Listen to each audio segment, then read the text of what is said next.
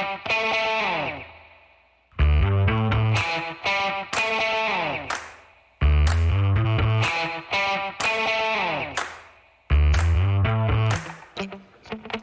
folks. Welcome to another episode of Film Study. This is Ken McCusick. We're back for part 2 of our discussion on the defense, and Coach Derek of All 22 Films is with us. Derek, how you doing? Good, man. How are you? I'm glad to be back. It is so much fun talking this. We had a great time in part 1, and I'll tell you this. I usually provide an outline, and I do call it a loose outline. We talk about everything going in all directions. The coach is on here. Lots of great stuff, lots of rabbit holes. I highly recommend you go to it. One of the points that Derek made consistently throughout the episode was we weren't physical enough on defense. The Ravens were not, and that they were not diverse enough. We're going to talk about some pass rush metrics coming up that I think will support that. Lots of great points in there, lots of good discussions about how long you can coach a player to have an impact on a play before that wanes. I think, there's probably fundamentals you can teach that will still apply, but in terms of scheming a play, it's kind of the notion. Equivalent notion would be the notion that all zone plays eventually become man plays. Yeah, that's a good comparison or equivalent, comparison. I think, and there's, as I grew older and started to, and of course, technology as well makes it available. You see videos. Kirby Smart was one. He used to come out with all these videos that you would see on YouTube from coaching clinics that I thought did a really nice job of helping players maintain spatial awareness during the play. So I thought that could elongate or stretch out that ability to control outcomes, the further into the play you go. So if you didn't listen to the first part, forgive me if I'm digressing here and you're not sure what we're talking about. Basically, the idea is, as coaches, you can control 3.5 seconds, 3.8, 4 seconds into the play. The further you get into the play, the less you control from an outcome standpoint. I'm thinking of Oweh's inability to sack Mahomes, commensurate at the same time, Brandon Stevens having trouble matching up with Travis Kelce on the same play, ends up being a 32-yard gain. Kirby Smart was one of those guys that came out with all these videos about spatial awareness, leverage, adapting to the play, and some of the situations were unsettled. We tried to use them and recreate them. How much youth football and high school football, how much effect it have, I don't know, but the Chiefs certainly, I think the longer the play went on at times last night from their offense versus our defense, the better the possible outcome was for them. Some of that is just Mahomes being able to move around and be so athletic and still retain the ability to throw the ball downfield accurately. Well, and having Lamar Jackson, maybe the Ravens get a little bit of that too. But in either case, we get a lot of that. Really encourage folks to go back to listen to this first episode. I really just appreciate the discussions anytime Derek comes on. But we'll move on now. We'll talk a little bit about the Ravens' run defense since we didn't get to that in the first half. I think the story a little bit better than the pass defense. The Chiefs did not, bury the Ravens on the ground, and the way it looked in this preseason, the Ravens really needed their number ones to step up and play a lot better than their 2s and 3s had versus the other team's 2s and 3s. Yeah, we were struggling in the preseason, certainly against multiple run concepts. It wasn't just 11 personnel run concepts, into the boundary. There was other concepts as well, and we looked better, obviously, against the Chiefs starters with our starters on the field. And I'm not sure that it's very different from what the Chiefs' winning formula looks like. I wish I had time to sit and go look at every Chiefs win in the last 4 years, not the entire game. I don't want to punish myself that way, but just be able to look at the stats. Hey, here's a win. What's the rushing output? Here's a win. What's the rushing output?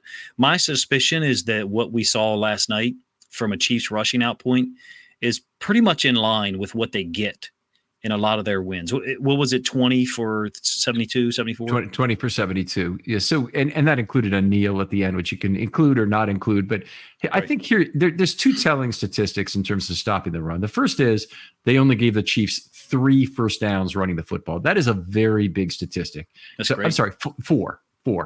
But in against the Eagles, they allowed a very similar yards per rush, 3.8 in that game, but they allowed 13 first downs in that game. It's a very low variance, but very effective run game that the Eagles put together. Kansas City in this game, they had the one reverse to Worthy, and you mentioned that the play was wide open, didn't take Xavier Worthy to score, but their long run on 19 other carries was 5 yards. Yeah, absolutely. I felt like the Eagles and a lot of the preseason this year, and even the Eagles last year, 2 years in a row, I feel like the Eagles did a great job running the ball out of 11 personnel against our defense. One with Mike McDonald, one with Zach Orr as the DC. They were a lot. There were a lot of 2nd and 3s, 2nd and 2s, some of which was RPOs. It was a pass completed on first down. There's a 2nd and 3. Okay, you only gained 4 yards or 5 yards, but it gained a first down. Mm-hmm. The Chiefs didn't appear to have as many. You had the Worthy reverse. You had the 32-yard for a touchdown. They had a 32-yard catch to Kelsey. We had the Worthy touchdown on the blown coverage that we talked about a lot. So you had some big plays. I do think there is, and certainly they had some drops. Don't get me wrong, but I do think that, and after watching the film, there's more good football being played on defense than maybe we thought at certain times. Particularly in the red zone, but we mentioned it many times in the last video, and I've talked about it on my channel. In the last 12 or 14 hours between the 20s, we really struggled with the run game. With the defending the pass. My apologies. Some of it's RPOs, at least 2, in my opinion, where Mahomes is reading it post snap. So there's some situations where maybe he could have handed it off, but we overplayed it, and so he went to the pass game, the slant on the backside. So I think it's a good first game for us, a good test with dealing with Mahomes. I'm glad that we faced him. I'm not glad that we lost, but I look for our defense to improve from this standpoint. They have to allowing 7 yards per play. If you take out those 3 big plays that I mentioned, I would be interested to see what our yards per play was. The big plays count, don't get me wrong, but I think it would speak to the level of quality of the defense maybe a little bit more than my harsh evaluations have been, like I said, this Friday afternoon or evening. Take out the 3 longest plays. So 3 longest plays were 99 yards. And if I take those out, they had 47 plays remaining. Yep. And they gained, let's see, how many yards did they gain? 250. It'd be 254 over 47. So we wouldn't be talking about too much over 5 yards. Yeah. 5-4, 5-3. So, and we're at like 7-1, I think, for the game. So a little bit more in line with what we would like to see, right? Yeah. Yeah, I mean, you should win a football game where you allow 5.4 yards per play to the Chiefs. That's for sure. Yeah. It's nice to win the battle 74-50, but that wasn't enough in its own. If we can, I know we're going to spend a ton of time talking about the pass rush because you were eager to talk about it earlier. Let's jump right into that. I think there were some good things that came from the Ravens pass rush this game, and I hate to be an apologist first, but I'm going to do it. They knocked Mahomes down on 7 occasions. Some of them quite late, by the way.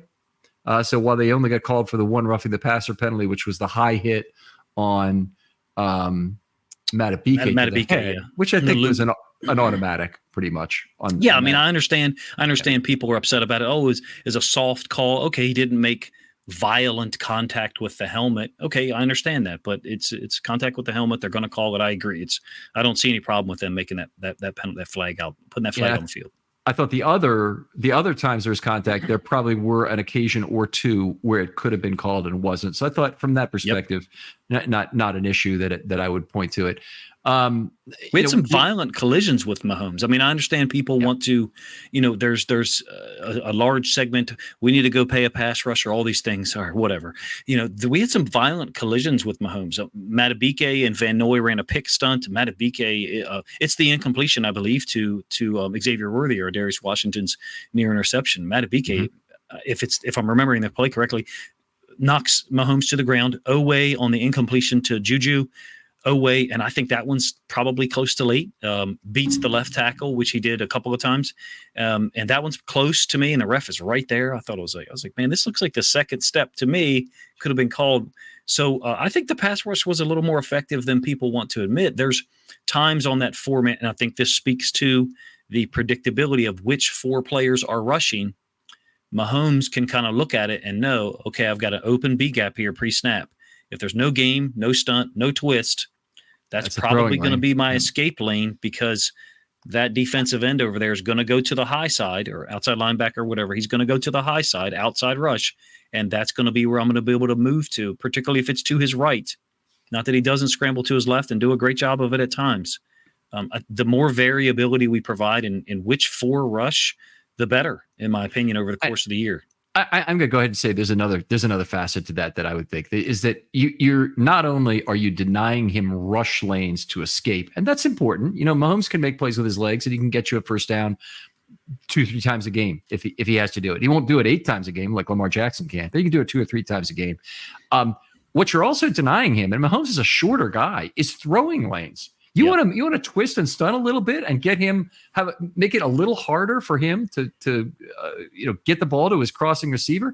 Get some color in his face that way. Yeah. Right. All right. Let's talk about some specific deception elements since you really are starting with this. We'll jump right to that first. There are only 4 off-ball blitzes in the game, 2 singles, 1 double, 0.14 per play. By the way, it was reasonably effective in a very small sample size at 4.0 yards per play, 12 yards on 3 plays. So I'm not saying that's any be all end all, but given that all the other Chiefs passing numbers are astronomical, when you look at how they were effective, you got to look at that and say maybe there's something there. But that speaks to your point that you made earlier on the first show about not showing the same 4 rushers. They just didn't come with the slot blitz, for example, or from a Roquan blitz really at all. I think Roquan might have blitzed 1 time the entire game. Simpson twice. Yeah, it's Roquan once, Simpson twice, and Humphrey once off the right side on a ball that was overthrown just out of the reach of a huge yak play, by the way. Yeah, and I also think too there's a couple of related points here. We spoke to this in the first show or the first half. Hamilton, it's not just Hamilton can make plays, he can cover, he can play anywhere, he's very versatile. He is nuclear as a blitzer at times. Yeah. And so this may turn into a situation in 2024 where we want him closer to the line of scrimmage in a dime role, occasionally as the nickel to the field, because the payoff for him as a blitzer at times is this. Our D tackles are generally not going to be able to tackle or corral Patrick Mahomes. He could step to one side and then reverse field. That's not going to happen with Kyle Hamilton. We don't want to have to allocate Kyle Hamilton as a blitzer 8 or 10 times in order to win an AFC playoff game in Kansas City or in Baltimore for that matter. But if we get a lot of evidence that some of our other guys can't corral him, we should have finished the play, Oweh's missed sack, and then the 32-yard completion to Kelce. We may have to look at some dime stuff with Hamilton on passing downs and utilizing him as a blitzer with other really good coverage guys on the field. It's not that Arthur Millette or maybe Ardarius Washington or other guys aren't potentially effective as blitzers, but I think they're effective because of the scheme that's been created before. I think Kyle Hamilton is independently or organically effective as a blitzer more so than those other guys because he's bigger, faster, stronger, more talented, and hell, a couple of pass rush times in his first 2 years, you've seen him swim or rip like an edge defender. So I'm interested in that dynamic, varying the rush, like you said, off-ball blitzers, if you want to call it that. And Hamilton is possibly a force multiplier there. By the way, I do include off-ball blitzes are someone who comes off the slot or further out. Yeah. So even if he's right on ball and press coverage, he'd be an off-ball blitzer there. Let's go to stunts. 1 single, 1 double the entire game. 2 plays, 2 yards, 1.0 yards per play. Very vanilla, I thought, right? Yeah. I mean, just didn't stunt much at all. And this is something that the Ravens did very effectively last year. When I see that few stunts in an NFL game, one of the things, well, it's a couple things or two. They're not calling stunts, and they've also told the linemen, don't stunt or don't call your own stunts on the field. A lot of people don't know that, but a lot of stunts are called on field by players who know what they're doing, and they're allowed to do it if no blitz is coming. They're allowed to make that change. And I've heard Calais Campbell talk about this. There were no blitzes called basically this entire game. There were a bunch of pass plays where there could have been stunts called. So obviously there had to be a moratorium on those in this game. So Orr had to tell them, don't do this for it to end up in this manner. At least I would. Yeah, very vanilla. It's only 1 game, so small sample size, which you talked about, another element, a couple other elements, small sample size. 1 game is a small sample size. We're going to get 16 more games, I think. And many people have said this on my channel and in our Discord. Hey, look, 2022, after 4 games with Mike Macdonald, if you stop right there, if you stop the movie there and the movie's over, it ain't good. It's not good. Part of that is related to players that are healthy and maybe not playing well. Some things on the offensive side too, but we got a small sample size. I think we're going to get better.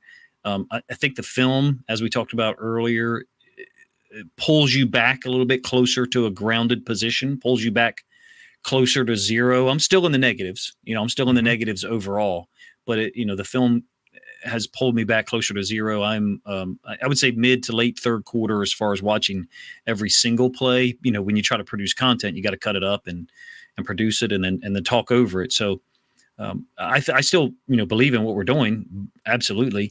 I would like to see a little bit more variability in the rush post snap. Who's rushing? Equaling or similar to the pre-snap looks like we talked about in the first show, dime, different versions of nickel. I think that'll be, what helps us confuse or delay quarterbacks processing post-snap and allow the pass rush to get there because we have talent there. I don't care what someone's perspective is. Ojabo, Oweh, our talented Van Noy just gave us, 9.5 sacks, whatever. Madubuike had a sack last night. I think 2 other legitimate quarterback hits, and then the penalty. I believe he had 2 quarterback hits, and then the third being the penalty, and the half sack, split sack with Simpson on the first possession. So I think we've got commensurate enough talent there at the defensive line position. I do not agree with people that are overly concerned about the name of the player who's out there. I don't give a damn who gets the sack. I think that scheme and variability, along with talent, which I think we have enough of, can help us generate sacks as well. Well, yeah, I tell you why I was excited with Madubuike last night. I thought he was generating a lot of first pressure opportunities. And Madubuike last year had a fantastic cleanup year. Fantastic. Yeah. Oh, fantastic. And this year it was last night, it was mostly first pressures that he was getting. And, he was depending on players like Oweh and Clowney to produce a lot of those last year. Even like Jones as a fellow pocket compressor and whatnot. Jones, by the way, I thought had a fabulous game. We'll talk about that a little later. Yeah. But totally unappreciated because he didn't get the statistical credit for some things as they played through the game. But I thought was terrific. But I'm excited about Madubuike. He was the Ravens' most effective pass rusher as I scored it. Had contributions to 5 pressure events, 2 more that were wiped out by flag. One was his own roughing the passer, and the other was that offsetting fouls on the run play. Oh, yeah. That run play or pass play, whatever it was. You know the play I'm talking about. So, I thought he played well. He played, simplistically, we used to say Madubuike played downhill. He played downhill. He looked like he was on a 7-degree decline, and the offensive lineman lined up against him was on a 7-degree incline, which would obviously create an advantage for him.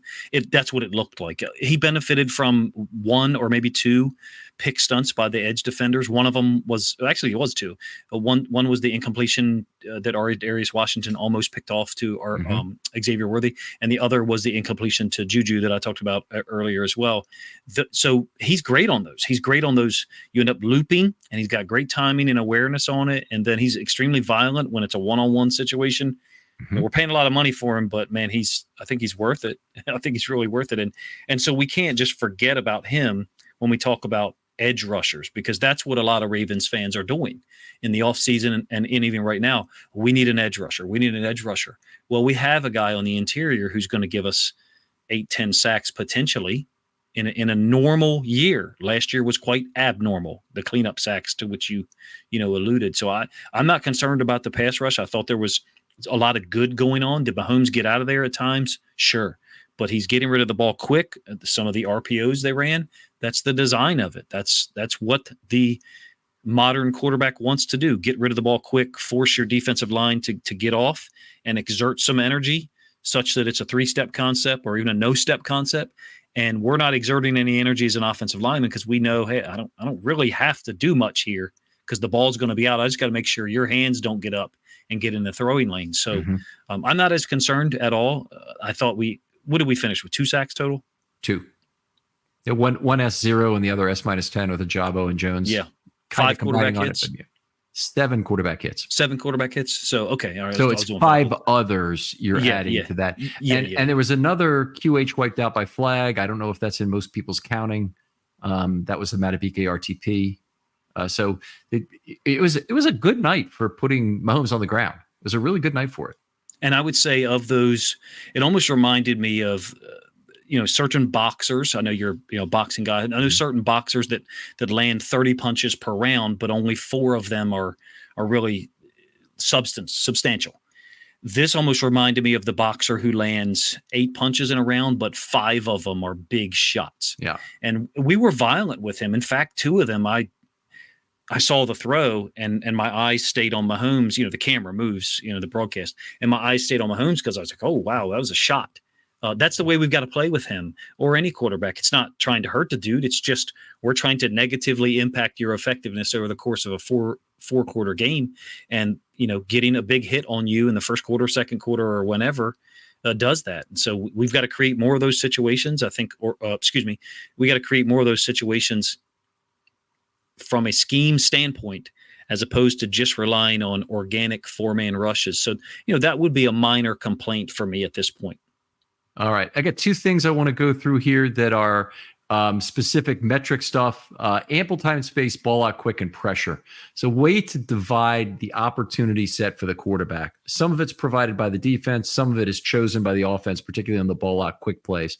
But Patrick Mahomes was given ample time and space on just 7 plays all night, 24% of the total dropbacks. That's a little lower than normal. I think that's certainly a good thing when you can keep him in that range. The problem is he got 111 yards on those 7 plays, 15.9 yards per play.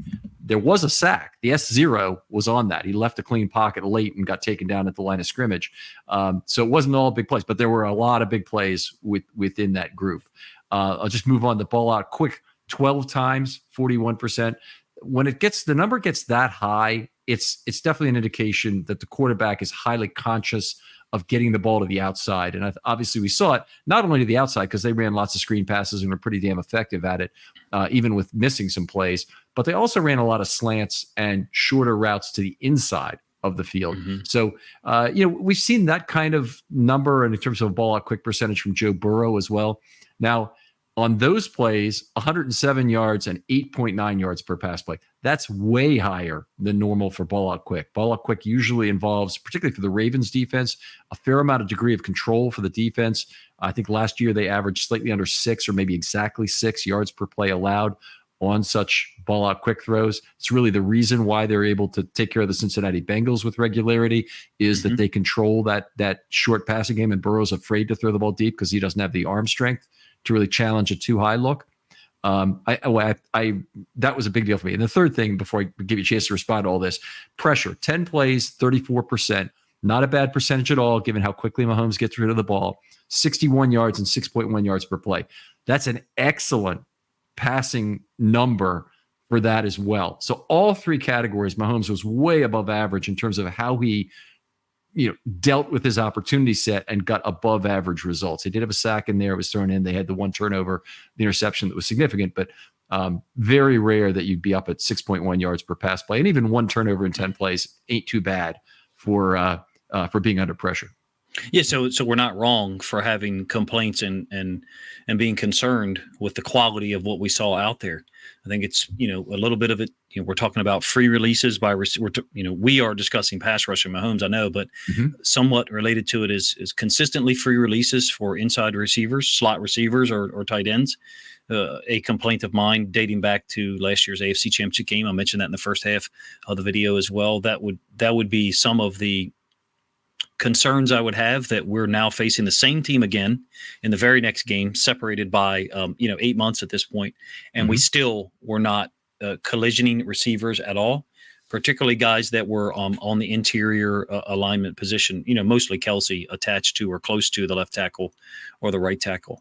I think the Ravens have the physical talent to defend this team better. And so that's where my complaints come from. We saw some evidence of it last year after the first 3 possessions. We got gashed last year in the AFC Championship game, the first 3 possessions. I get people talking about, we held Mahomes to 17 points. Go watch the first 3 possessions and tell me that defense was prepared. You're lying if you think they were. And to me, there is an element of that exists last night as well. They attacked us in very particular positions. Interior routes with Rashee Rice, isolated mostly against inside linebackers in space. I think it's our job to create a little bit more leverage and support for those guys. As it relates to the pass rush, I like the talent that we have out there. Ojabo's win against the left tackle, clean. And in fact, he missed with his swipe. The left tackle retracted his hands, and Ojabo won around the edge. That sets up other moves. There was a spin move Ojabo had against the right tackle that I thought was impressive. It didn't impact the play because I think Mahomes got rid of the ball quick on that one out to the right-hand side. Owe looked like he was shot out of a cannon twice. One time, one play, I think it's Ojabo's sack. It's really weird. Ojabo's sack. Ojabo actually gets the slowest get off on that play. And Owe's like 2 yards up the field compared to him on the other side. So it's just, if we get a healthy Owe, I have zero concern with a healthy Owe, a healthy Van Noy, and a healthy Ojabo. I know that, at least in two of those instances, that's a question mark for some people. I get it. But I think those guys have enough talent to get the job done. I thought that some of Owe's reps against the right tackle, I thought were unproductive. Other than other than Ojabo's spin move against him, I thought that Taylor at times did a good job. I don't know what his numbers look like. You could perhaps say maybe that's because he was allowed to do certain things that our offensive line were not allowed to do if you wanted to. Yeah, let's not get into that. It's just it's so counterproductive. But I will just say it's not the wrong. Ravens. It's not wrong. But the Ravens had Michael Orr a few years ago, and the Steelers fans went ape about this in terms of, and he had a magician's kind of quality about him. And Jawaan Taylor is no magician. He rocks backward in the way you really try and train out of your offensive lineman. Yes. But he rocks backward in a way that it should make it obvious to that linesman. It's not a matter of a split second. That rocking action is something they should really be picking up on. But Michael Orr was off often 1 or 2 ticks before because he would anticipate the cadence. And rather than waiting to watch the ball and get a response to that, and it was very effective for him because even when he was 1 and 2 ticks, and I'm talking clicks ahead on the video, which is between 0.03 and 0.06 seconds, he was still getting away with it. In fact, he got away with one where he was 7 clicks ahead, 0.23 seconds before. So it's not like the Ravens have never gotten this either. Michael Orr, became the false start king at some point, but he had a lot of leeway, and the Pittsburgh fans really never let him forget it.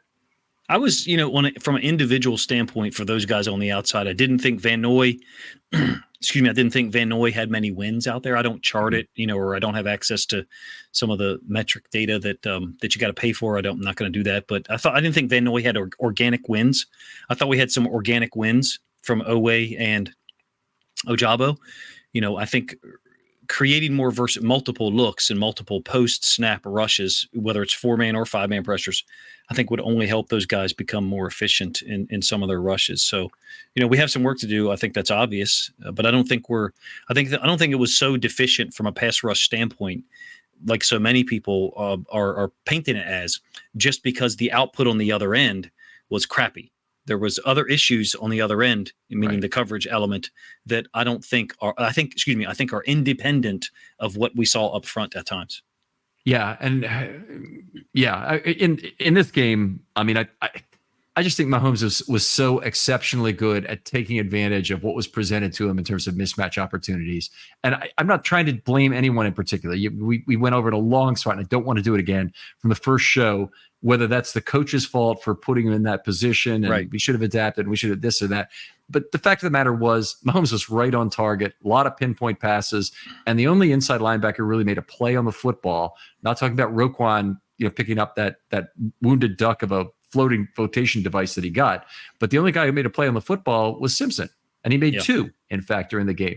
But Harrison got beat on wheel route that didn't get hit to him. He got beat on other routes. He missed tackles. We had Roquan getting beat pretty consistently in coverage as well. So Mahomes knew how to shred those inside linebackers in terms of what he was presented with.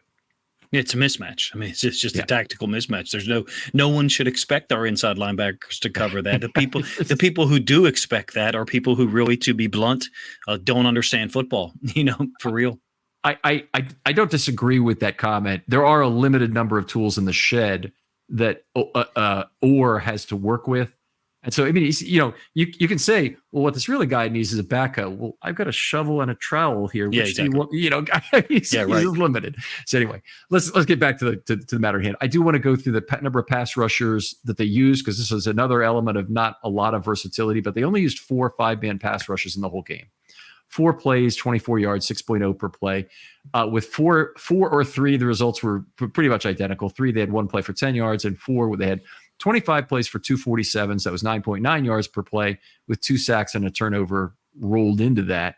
I would say across the board, Mahomes did exceptionally well, regardless of what the Ravens presented him in terms of numbers.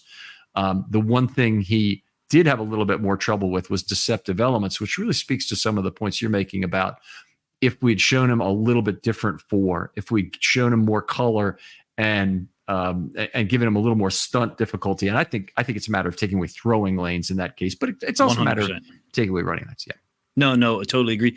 I think the return on investment for trying to get sacks, or even, I don't want to say you're not trying to get pressure, so I'm not going to go that far, but the return on investment for trying to get sacks against Mahomes, I don't think is worth it. And from a tactical standpoint, I think other teams, I mentioned them before, the Bengals, I think they realized and recognized that. I'm not saying, you have to drop 8 in coverage all the time. It's not what I'm saying. I'm saying that your overall goal for a particular play, if it is to sack Patrick Mahomes, the percent chance that you're going to do that is incredibly low versus the percent chance that an incomplete pass, or like you just kind of spoke to a moment ago, get in a passing lane, disrupt a passing lane, make him get to his second or third read. We did not do that consistently enough for my taste at all. And we're going to get better, I suspect. Number one. Number two, we have the talent and coaches to get better. The expectation is that we will do so. We got to see more versatility. I think we got the Raiders coming in next, right? So we're going to face a different, don't get me wrong, we're going to face a different quality quarterback. But yes. By the way, that's a guy that came here last year and beat us. Correct me if I'm wrong, right? Gardner Minshew. Mm-hmm. I know they haven't played the game yet, but he came here last year and beat us, so I'm not going to minimize that. And in fact, he gets rid of the ball quick at times and runs a lot of RPOs. So there are some similarities in certain things, not with Gardner Minshew and Patrick Mahomes, but with the style of play that he'll do, getting rid of the ball quick. Short guy, you want to disrupt passing lanes. He's certainly more capable of being sacked. I think it's a good opportunity for us to show a little bit more versatility, maybe be a little bit more aggressive at times. I think, and you mentioned this earlier, we're talking about pass rush, but the coverage guys on the outside did well in some of the situations that they had to. We had a blown coverage that resulted in a touchdown. Stevens gets beat on an unsettled situation. Other than that, I wasn't aware of corners that looked bad for us, and we certainly have a lot of depth and talent there. So I trust the guys on the back end for us to be a little bit more versatile up front. That's what I'm looking for this week and in the future. Be a little bit more versatile, help us out up front, and create a little bit more opportunity to get to the quarterback and maybe create a pressure. We'll see how other teams try and force it when their receiver is outside as more of a vertical threat, or even a two-way hitch and go guy. The Ravens outside corner talent right now looks incredibly deep to me. It looks at a level like I've never seen on this team before. Yeah. And for one thing, I've never really been a JAD fan. I don't think he would look, after all this time in the National Football League, which has amounted to about 2 games for him that he's ever played, because he's never healthy. He still can't find the football in the air. And that's true in practice. It's true. It's true all summer at camp. I mean, he can run with somebody, and if that scares an opposing quarterback, great. But his moves are all reactionary to the football and the hands of the receiver, because he's just not capable of finding the football in the air. The reason there, I believe, is he can't put his hand on the opposing receiver and turn and look and feel safe about not losing that receiver. Right. Yeah. It's very frustrating. But I'll tell you what, Mahomes didn't challenge him here because he had bigger fish to fry in the middle of the field. And maybe it really was great coverage from JD, but I think there's some positive portent I'm going to choose to take from that. On the other side, we saw Wiggins was fantastic in the preseason. So we fully expect him to be a number 3 corner. I was actually pissed, by the way. I want to get your opinion on this, on JAD starting over Wiggins in this game. You mean getting more time? Well, actually, than him just the snaps. fact that I think Wiggins played more snaps, but he just Gotcha. he started the game. I mean, it's like, why? What is this? Rookie's got to earn it, crapola, and what more could Wiggins do than what he did in that preseason against Philadelphia, against the other teams he played? He had basically a perfect preseason. Yeah, he's impressive. Yeah. He's got the complete package, and the college film was just fun to watch. Yeah, the competitiveness I continue to reflect and think on. I think it's North Carolina's running back, a big, strong guy, breaks down the right sideline. I think it's Wiggins forces a fumble on the one, punches or maybe maybe the goal line. Yeah, or maybe the 3-inch line. So it was really cool. And so I think that speaks to his competitiveness and his speed and closing ability. I think we're blessed, first of all, at corner. I guess for outside corners, JAD would be number 4. Is that right? That's how I would say it. And then, we haven't even unwrapped the Christmas present that is TJ Tampa. I mean, he's barely been on the field at camp. There's nothing I can tell you about the guy other than they gave up 2 consecutive touchdowns in 11-on-11 it might have been even 7-on-7 towards the end of camp when he finally got back on the field and played just a little bit. There's nothing I can tell you about the guy. Right, I mean, so everything I know about it is from college. So somewhat similar to JAD from the standpoint of, we don't really have much. And when we saw JAD the first time in 2022, I mean, my God, that was he was put in a really bad position, obviously. Yeah. I was surprised that we got those guys on the field, surprised that we got him on the field, as much as we did. I was glad that Wiggins got on the field. Part of me would like to see more how that actually happens. Getting back to our overall point, I think an overarching theme that you and I have talked about here and you've brought up many times in other shows is we may have to get into a dime look to reflect the talent that we've got in the secondary. There's nothing wrong with that. If you had 3 incredibly talented edge rushers, you'd find a way. On 3rd and 7, you could find a way to get all 3 of them on the field. That may be, we may have to do that. And so I think, Zach Orr's got an opportunity, and the defensive staff have got an opportunity to move in other directions at certain times. I think they seem willing because of how many different pre-snap looks they used and post-snap. I think it sounds like you and I are on the same page. Post-snap, we'd like to see a little bit more variability and unpredictability. And hey, if we're scared to do those things against Mahomes now in week 1, we would certainly be scared to do those things in the playoffs. So for me, and I'm going to compare this to Steve Spagnuolo. Sorry for going off on a tangent. I think Steve Spagnuolo right now is looking back on the second half and saying, I should have brought more pressure. I think he's saying, I am not comfortable just rushing 4 or 3+1. Some of them are 3+1. Some of them are 3 and a spy. I think there's a slight difference, but I think he's looking back now and saying, I wish we had brought more pressure, make him beat us with someone else, just get the ball out of his hands. I mean, I made the comparison. I don't even know what show it was on. He reminds me, Lamar, of the point guards that can score. And so just get the ball out of his hands, blitz him, get the ball out of his hands, make someone else make a play. And how am I relating this to our defense? I think Spagnuolo and those guys have retained the ability to surprise us with large scale rushes, potentially later in the year, because they were so conservative, I think, in the second half of this game, and it didn't work out. And so I don't know that we did that. I don't know that we established anything that maybe we did. Maybe that was the strategy. Maybe the strategy was we're going to be a little bit more vanilla this game and we'll show more when we see them the second time. So, it's possible, but we're talking about a long time between now and then. I think we have to kind of be willing to give Spagnuolo that credit. Although I do criticize him here. I think he was way too passive with his rush against Lamar. And I said this in a video that I put out earlier today. I think his staff came in on Friday and said, we made a tactical mistake in the second half.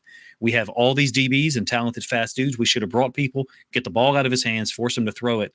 So, both defensive coordinators and staffs, I think, have some things that maybe they would have done differently. We focus on the Ravens. And so that's why we're here, doing this at almost 1 a.m. Right. I'm first of all, I'm with you that there's going to be things that, and being a great defensive coordinator, always you have to embrace self-effacement. I'm not sure if that's the correct term for this, but you have to embrace the introspection. of what did you do wrong in this game.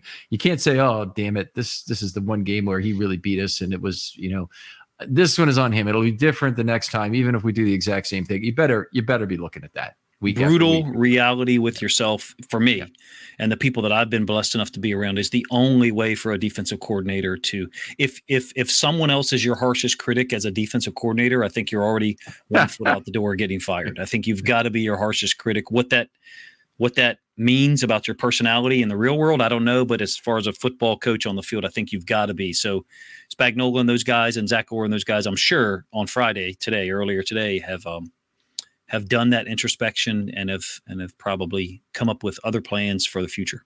We have talked about a lot of players on this show, but I want to open it up right now to you and say if there's any player you'd like to talk about individually, I always put in, we're going to spend 20 minutes on this and we're going to have 4 or 5 each. But by this time of the show, we've talked about a lot of the players individually, not all of them. Who would you like to discuss? Maybe somebody we haven't talked about so far that either had a good game or didn't do what you'd expect. I think part of it, as far as your schedule goes, is me because I'm, Scotch Irish, so I'm good at disrupting people. So, that's just my nature. But Hamilton and Simpson, I think absent being able to watch again, I'm mid late third quarter as far as watching the whole game film over repeatedly. I didn't think Hamilton looked as fast. It didn't look like he had as much burst. I'm not saying, he's lost a step. I just mean we seem to be more reactionary instead of attacking. I'd like to see him in a more attacking role, given the talent level that we have in other coverage guys. I'm not talking about Eddie Jackson and Marcus Williams. I would kind of put those guys in the same vein, even though I think, at this point, 2024, we're glad that we have Marcus Williams. And we signed Eddie Jackson to be whatever he's going to be. I think we have other coverage players. Arthur Millette or Darius Washington will start inside out. And then Stevens, Wiggins, Humphrey on the outside. I feel like Hamilton is maybe looking for a role. He almost reminds me of a great actor right now after one game, small sample size. He almost reminds me of a great actor who's hired to do a movie, but nobody knows what role he's going to play. And, I think he could do any one of the main character roles, possibly, not an inside linebacker, but I think the cool thing about Hamilton is he can do any of those things on any given play. He can vacillate between those roles. And it looks like from pre-snap stuff that you described earlier, it looks like that's kind of where Zach Orr might be going, possibly. So I think he's going to play better. We're going to get, monster games from Kyle Hamilton, and we're going to get a whole bunch of really good games. Unfortunately, last night, was not one of them. Mm-hmm. Simpson, I think, and the preseason, I think, kind of shows this as well. And last night just confirms it. We're now talking about four games in 2024. Simpson has this unique ability to almost adapt in the middle of the play because of his athleticism and size and strength. A couple of those plays he made last night, I thought were pretty unique. The differential between defending Rashee Rice in the slot was quite obvious, like you pointed out, with him and Malik Harrison, and even Roquan Smith. Let me respond on Simpson first, because I really did want to talk about him as well. But he's a guy who, the best thing I can probably say about him is he's incredibly far ahead of where Patrick Queen is at the same point in his career. So I'm not talking about Patrick Queen's first year, because there wouldn't be any comparison at all about that between where Simpson is now and where Patrick Queen was at that point. I'm talking about Queen's second year. And there had been a little bit of progress, and there had also been some backsliding in terms of Queen. We'd still seen a lot of problems with missed tackles and whatnot. I think Simpson is just flies around. He makes plays in coverage, which is something that Queen did not do. And he can trigger and come downhill as well. We saw him make a couple plays as a pass rusher in this game too. One quarterback hit. I'm trying to think if he had one more. Yeah, he had a part of the sack. He had a half of the sack zero. So anyway, I just thought we saw he's so far ahead of where Queen was at the same time. He's fun to watch. I mean, absent the result of the game, to sit and watch, I think he's 23, but I might be wrong. To sit and watch him, he's 23. Of course, Queen was very young when he came to Baltimore. He's very young.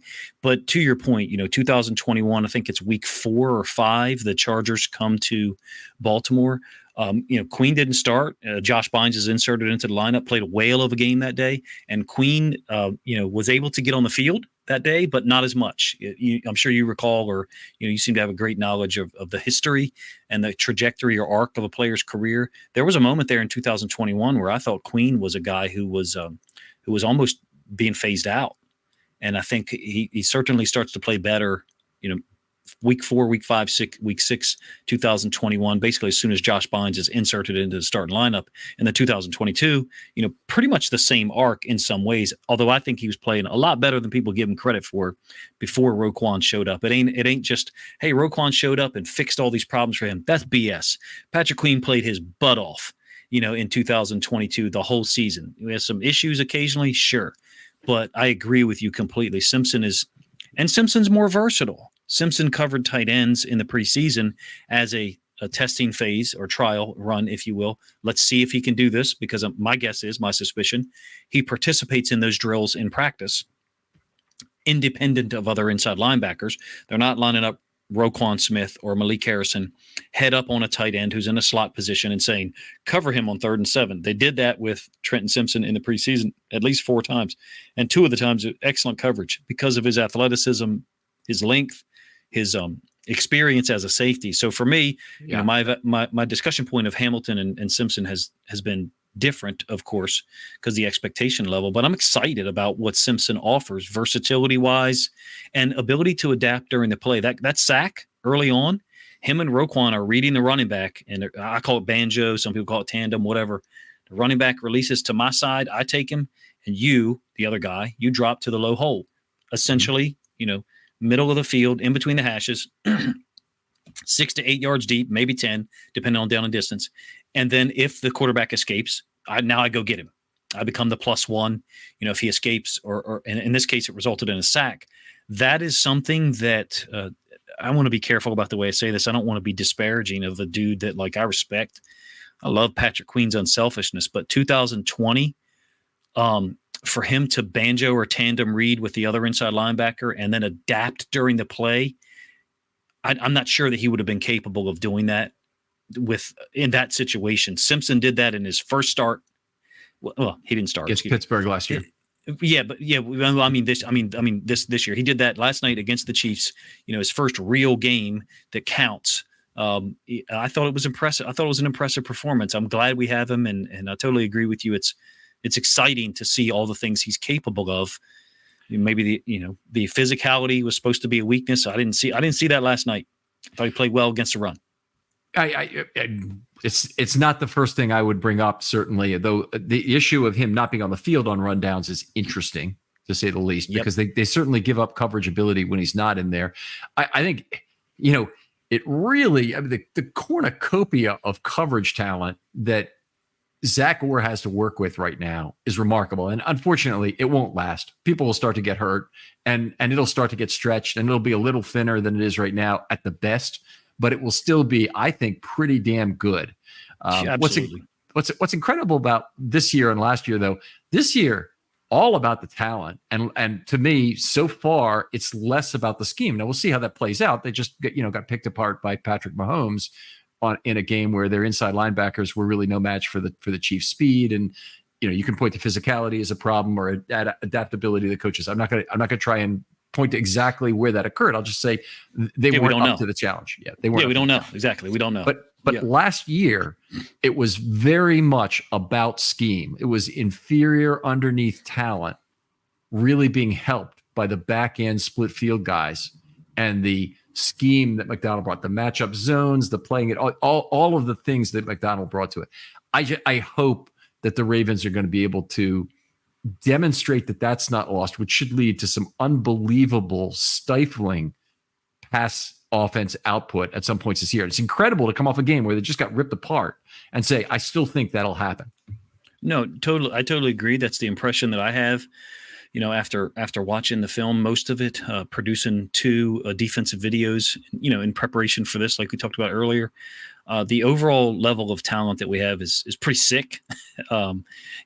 There's going to be injuries, like you said. Injuries to key guys could dent or change some of that dynamic. We have more. I think that's the part that's frustrating still. I hate to spin it back towards negative, but I think that's the part that's frustrating, is that we recognize that there is so much talent and there is so much versatility.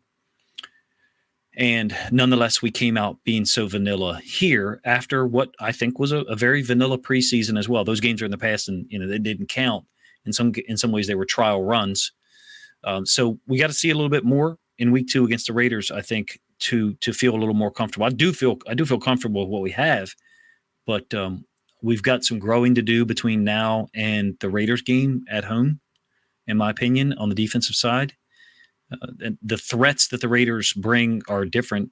That's a must-win game. It's an absolute must-win game. So whatever you've got that's an issue or that you're trying to trial run, for me, you need answers now. So I think that you've got to come out there and put your best foot forward.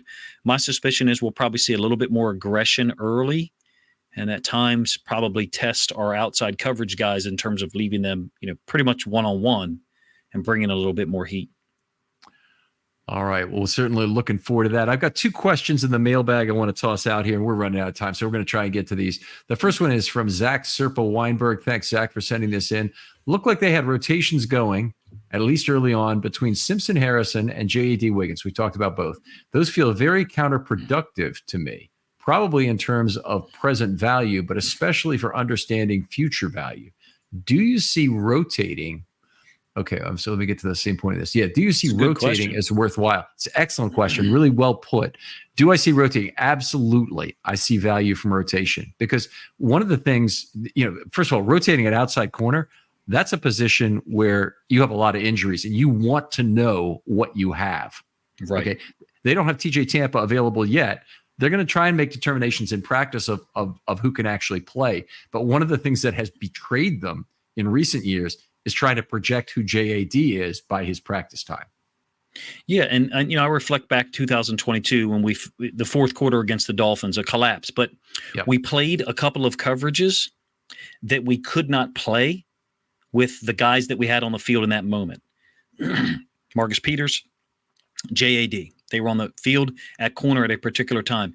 Yes, practice, like you said, you could determine or find out those things from practice. But if you can put a guy in a situation in a game and find out, okay, we cannot play this coverage, later on down the line, if there is an injury, you already know, what coverages you cannot play, what needs to be possibly removed from your coverage umbrella, number one. Number two, first of all, the question's well worded.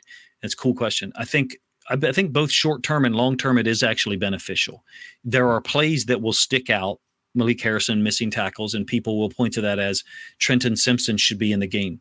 Well, we only get to exist in one universe. However, there is an alternate timeline such that Trenton Simpson is put in the same exact situation and misses the tackle. He's a clearly better athlete than Malik Harrison and has some open field tackles from the preseason. So that's fine if people want to say that. I think Trenton Simpson makes that tackle. The Ravens last year under Mike McDonald and the incredible defensive staff they had, they thought it was worthwhile to put Malik Harrison on the field many times. And so I don't judge or be too critical of Zach Orr for having him on the field last night either in certain rotations. I think there's a little bit of a lot of long-term benefit, maybe less in the short term with being unpredictable for the offense. Is it possible that Mahomes and those guys said, hey, from film study, hey, look, whenever Harrison's on the field, he's going to be the boundary side outside linebacker, or he's going to be the boundary side inside linebacker. So when he's on the field, we got these 7 play calls to try to attack him.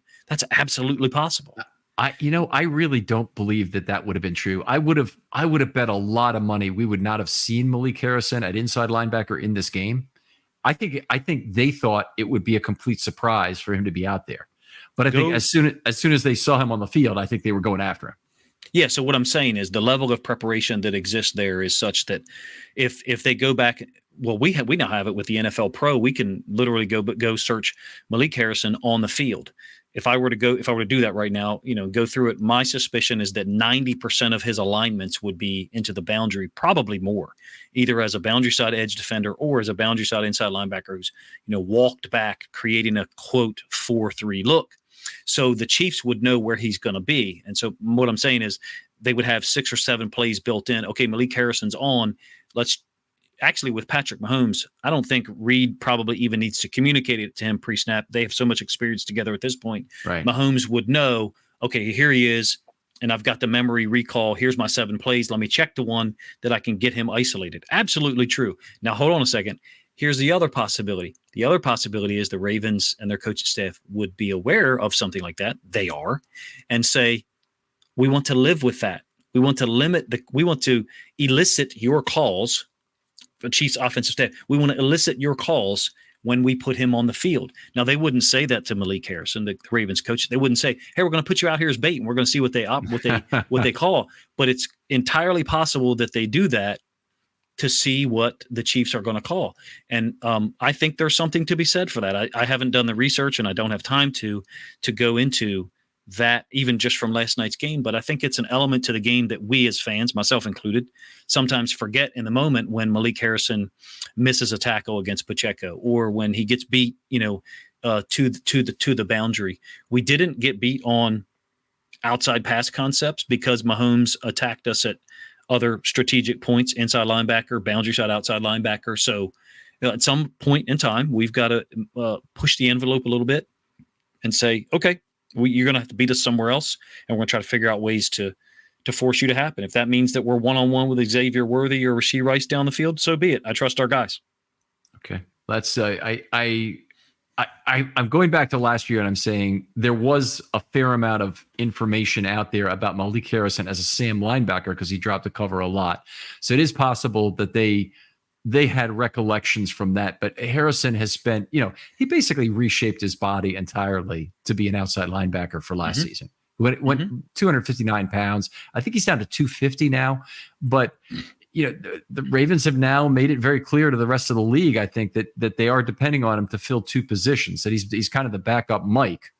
I think that's how I see it. A backup 2 down Mike to Roquan, and I would not say that he'll continue necessarily as the alternating Will. I think after the first game, everything remains on the table in terms of what they might do between dime, weak side linebacker rotation, Simpson only as a 3-down guy, maybe even some other solution you come with. Everything's on the table right now because the game didn't work out. Yeah, just so your listeners are tracking and can relate them. What you're referring to, I refer it to boundary side, inside linebacker. That's the Will.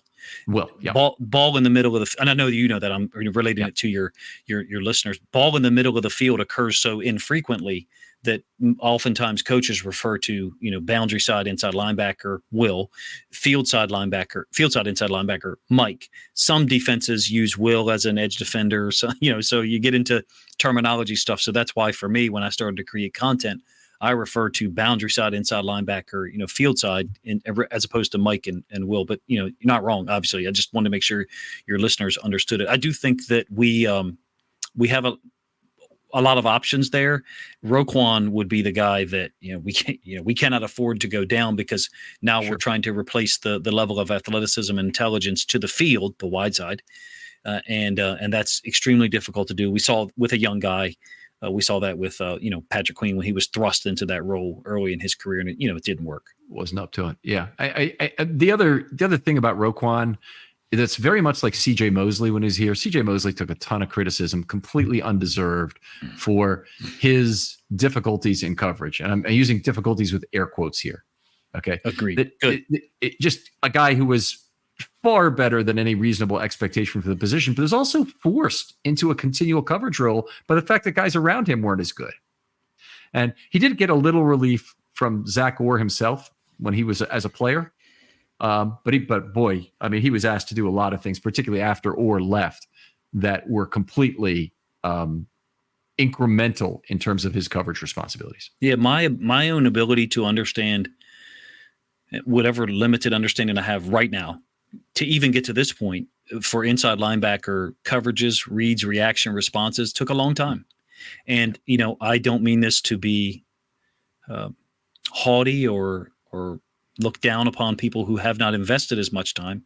I think there's a lot of people who do not understand a lot of the reactions on social media and various, even people that talk on television, really don't understand coverages at all. And in fact, from an inside linebacker standpoint, let me rephrase. Let me make sure I add that caveat that they don't understand what the guy's responsible for in particular areas of the field, particular coverages, nor have any idea what the read could be, meaning how long the player has to look at something before they understand where where they have to go, and then be able to correctly adjudge that.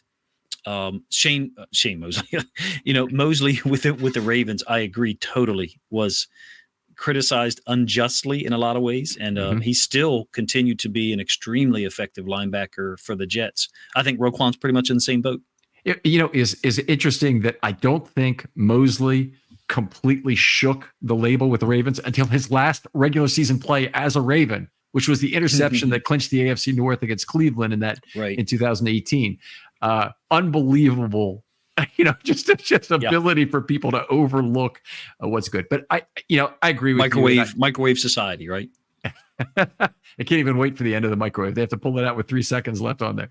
But you're right. Yes, it's a give it to me now. I find that particularly frustrating in terms of personnel decisions too, and how you build a franchise, because we could go on a lot of hours. But listen to Friday Morning GM if you want to hear that, because that's another detail. I'm not telling you to listen to it. I'm telling the listeners. I wish I had time, man. I wish I had time.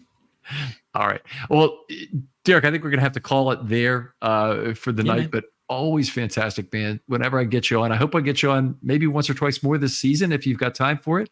And we'll certainly we'll get you on once for the offense, talk about a different set of things, maybe again for the defense later in the year that will be a new look at things. And tell folks again where they can talk to you online, maybe send you a message if they want to have a conversation or join your Discord or whatever, and where they can find your work. I absolutely think we'll be having me or your other guests for you will be having different quality conversations in terms of the output performance of the Ravens defense probably soon, but over the course of the year, look, we're going to play good defense here. We're going to play good defense. That's the standard. So I don't have any fear or worry about that. I do wish and get a little angry when we don't have a better plan against the same team that we lost to 8 months ago with pretty much the same offense. Sure, they got Xavier Worthy. Okay, I think he got 3 targets and the ball on 1 reverse. I did not see anything from the preseason from him either that looked like he was going to be a high target guy. I don't think the nature of this offense has changed. So that is my concern with that. But in any case, for what you were asking me, I'm all 22 films on YouTube and Twitter, and that's about all I can handle, along with, like I said earlier, the Discord that I operate for Ravens fans. It's a private community that really has benefited me as well. From a selfish standpoint, they help me shape and guide the content, and we argue in a mature professional sense about results of plays, and when we actually share film in the Discord so that myself and other people can discuss it, talk about it. And I haven't actually ever revealed this before. I actually run the Discord to help other people create content. That, I'll be honest with you, that's a very weird thing for people to probably hear. When I started to do this myself, I watched Sip to Tally and EA, and I was like, man, I love this stuff. I wish I had the ability to do it. It took me about 1.5 years to finally step in, and I made plenty of mistakes. So when I started the Discord, the first 6 people that joined, I said, I want to help you if you want to do something like this. And I think from that, we've had 3 people go on to do it. I won't necessarily name names, but because I don't know that they even put their stuff out publicly for consumption. But it's one of the things that I like to do is help people who are trying to step into something that maybe I've tried to do before. So in any case, that's where you can find me: YouTube, Twitter, and Discord. And by all means, if people had a question for me or something they think I misinterpreted or misevaluated, feel free to send me a message on Twitter. My email is whatever the hell it is. I think it's all 22 footballfilms at gmail.com, but it's in my YouTube description. I'll maybe provide it to you. You can link it up in a more professional manner than I just gave it. All right. Really appreciate it. You brought up an interesting point there, and it's one that I want to make to the listeners as well. I've occasionally in the past gotten requests to be an intern to study film with me and whatnot. What I'll say is, your folks, your time is very valuable out there. But what I'm happy to help you with, if you're interested in this kind of thing, is to help you with the modeling on a football analysis question. Okay, because that's the thing where I think we got a lot of people, and Derek is among them, that do a great job with the film. Okay, I think if you have interest in the mathematical modeling component of it, there actually is a fairly good community of those as well. But I'm happy to help. My background's in modeling as an actuary, and I'd be happy to help with that. I'm sure it's something, by the way, Coach could be very good at as well, because I know you're a math guy in real life, and I'm interested in hearing people that want to do your own study and maybe don't know how to go about it or start it. I think in my experience, like something people trying to step into something that exposes themselves to large scale feedback loops, quick feedback loops. And what I mean is you put something out there and you get instant feedback. This is BS. You're wrong with this. I actually really like that stuff. But in any case, I think for most people who are possibly thinking about or are going to attempt to move into that, it has to be pick up and play. And that's the genius of the Discord. Not me. I just happened to walk into it. It's pick up and play, meaning Ken can post a play on Friday night at 1:22 a.m. I can respond to it Sunday morning at 8 a.m. And the conversation doesn't have to occur. Right.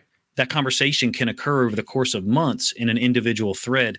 Beyond just Discord, there's other apps and other places that people can communicate that are secure. And for me, I've really lucked, blessed, whatever you want to call it, into having this Discord community because, it's been something that conversations have flowed and people have come to support my content and support what I try to do in a way that I never would have anticipated. And so, when it did begin with my intentions, which was I want to help other people do this if they wish, nobody really took me up on the offer, because they thought, oh, we're going to be meeting on Thursday night at 8:00 and no, you're going to be communicating back and forth at your own leisure. And that's what I mean when I say pick up and play. So for your listeners for you or me or anybody else, like it's pick up and play would be the perfect thing, like a book. Nobody reads books nowadays, I guess, but you pick up a book and you read it when you want to. And that for me is what I like to offer people, because at heart, I think I'm a teacher. All right. Let me offer one more thing, which is going forward content on the schedule, what it will be per week. There's two defensive and then 2 offensive shows. The next show out is generally Know Your Foe.